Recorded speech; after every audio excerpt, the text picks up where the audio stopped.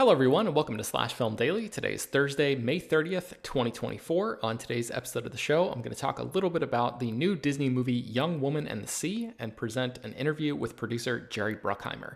My name is Ben Pearson. I am an editor at slashfilm.com, and today it's just me. I'm joined by nobody to talk a little bit about this film. So there have been very few mainstream American movies released in theaters this year that I would consider to be truly family friendly, in that you could conceivably gather kids, teenagers, parents, and grandparents together, have them watch this movie, and pretty much everybody would be entertained.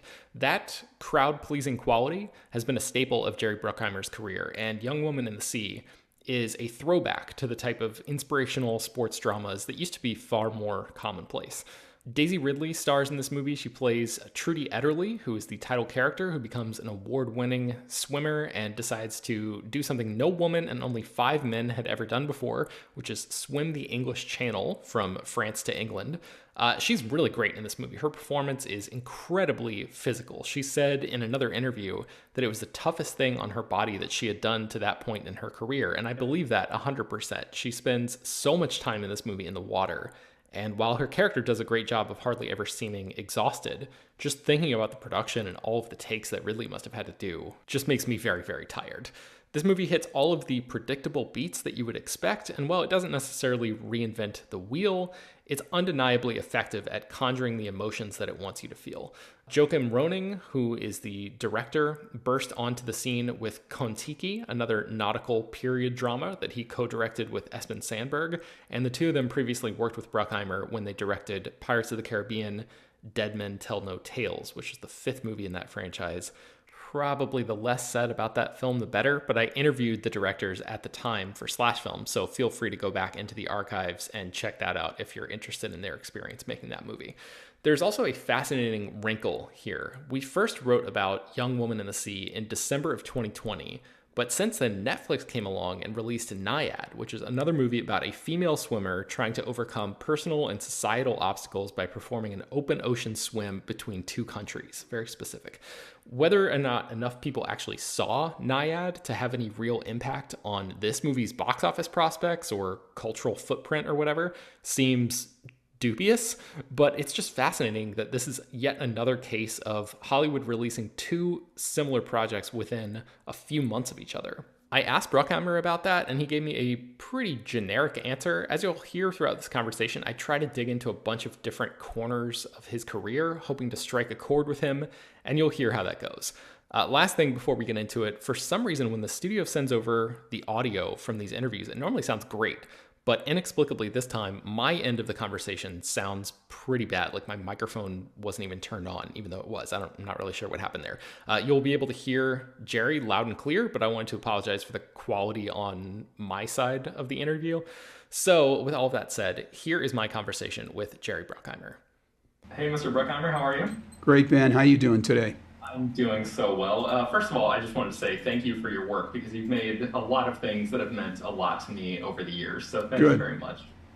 Thank you. So I'm wondering what your biggest producing challenge was on Young Woman in the Sea. Getting it made. That was the biggest challenge. We optioned the book 9 years ago, and we're just bringing it to the theaters in a few days. So it was a long journey, but it was certainly worth it. So what took so long for it to actually get made? I think the conventional wisdom is sports films don't make a lot of money. And, we proved them wrong with Remember the Titans, and hopefully we're proving them wrong with this one. It was destined for streaming, but it turned out so well, and it's the highest testing movie I've ever had. So it kind of encouraged Disney that, hey, wait a second, I think we have something good here. They love the movie, and so that it just encouraged them even more to put it in theaters. It's a movie you want to see in a big in a theater and on a big screen with phenomenal sound. So that's what we try to give you. That's great. So you've been developing this for a long time. I'm wondering if your heart sinks a little bit when you've been working on something for as long as you have for this one, and you realize that a similar movie will be coming out around the same time. Like you've been through this before with Armageddon and Deep Impact, but it just happened again with Nyad and Young Woman in the Sea. Look, we just try to make as good a movie as we can and let the cards fall where they fall. I think based on the fact that it tested so well, I think we have something. We just got to get people into the theaters. Once we get them in there, they're going to be really entertained. Yeah.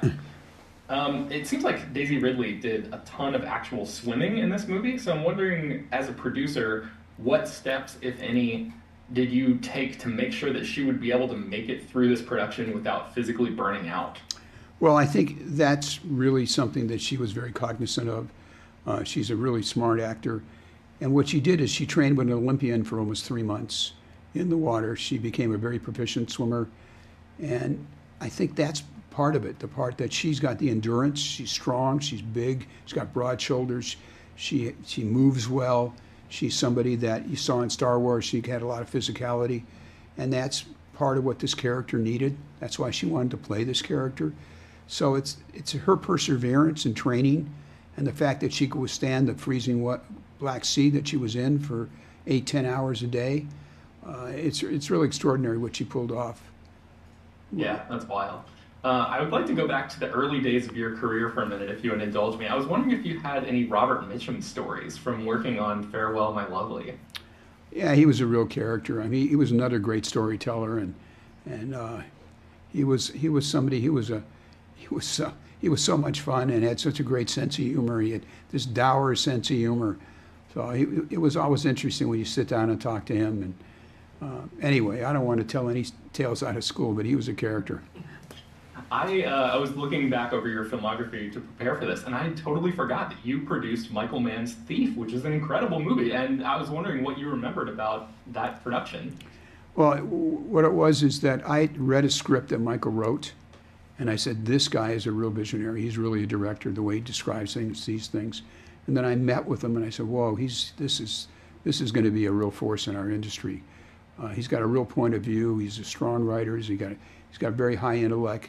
And it turned out to be a phenomenal filmmaker. He's a real visualist, but he's a great storyteller, and he's had an amazing career, and I'm glad I was one of the ones that had the first opportunity to bring him to people. Do you remember any conversations about the score for that movie? That Tangerine Dream score is like unbelievable. I was wondering if you, as a producer, were in conversations about what we should do for the score for that film. That was all Michael. Michael said, I want to do it. We had David Gilmour that we spoke to and made a deal with, and Michael, I think, flew to London to work with him, and he delivered a great score. Yeah. So your partnership with Don Simpson was, completely legendary, and I was wondering, how were the Simpson-Bruckheimer productions of the 80s and 90s different from solo Bruckheimer productions? Well, I think I carry a lot of Don with me, hopefully the good parts, and he was a real genius. He was a great storyteller and a real force in our industry. He ran a studio. He helped create all these terrific movies we made together, and he was a real loss. Unfortunately, he was a good friend and a great partner. Mm. You've collaborated with some of the biggest directors working today, and a lot of these folks that you've worked with have very strong personalities. That's kind of part and parcel with being a big director. What is the biggest argument that you remember having with a director about a scene or a vision for a particular movie? Is there something that... I file them away and forget about them. That's what it is.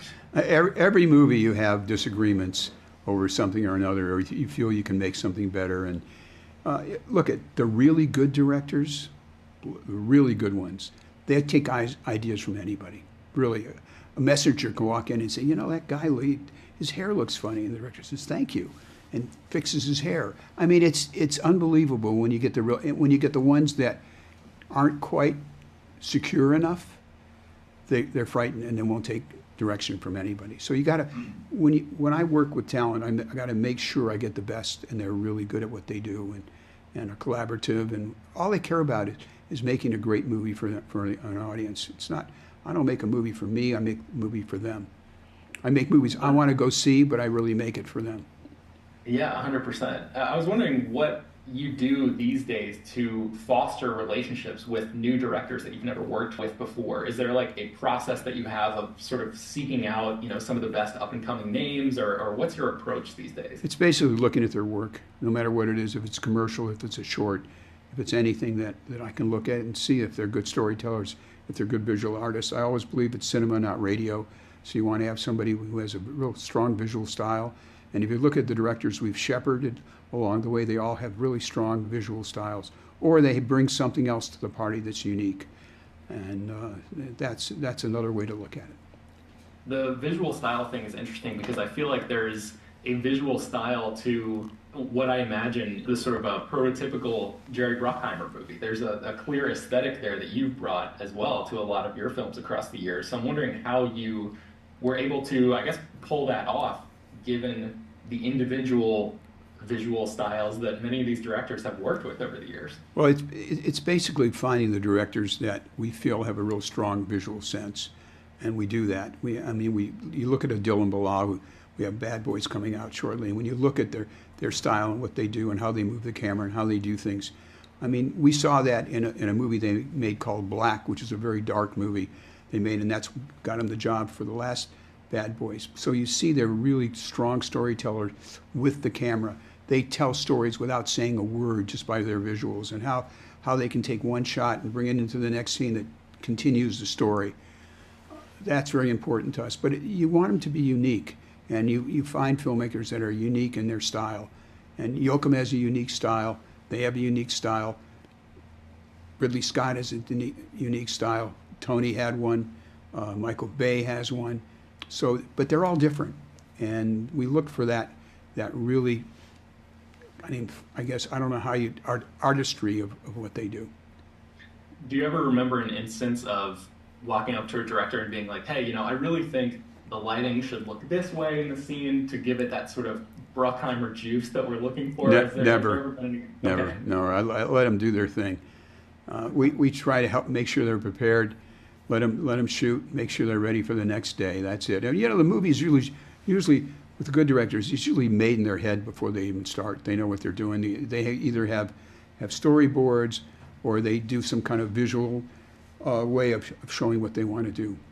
Previs is what they'll do. I would love to know your read all these years later on the Lone Ranger situation. That movie seemingly had everything in place to be great and ended up sort of not performing up to expectations. And I was just wondering, from your sort of perspective and your estimation, where did that one go off track? I think what happened is there was more discussions about the budget than the movie long before the movie came out, so that became the story rather than the movie itself. But it's a terrific film. He's a groundbreaking director, an amazing guy to work with. He was a real artist, and I'd love to work with him again. Yeah. The Rock is one of my favorite films of yours. Do you have a favorite memory from working on that one? Any like Sean Connery stories or anything like that?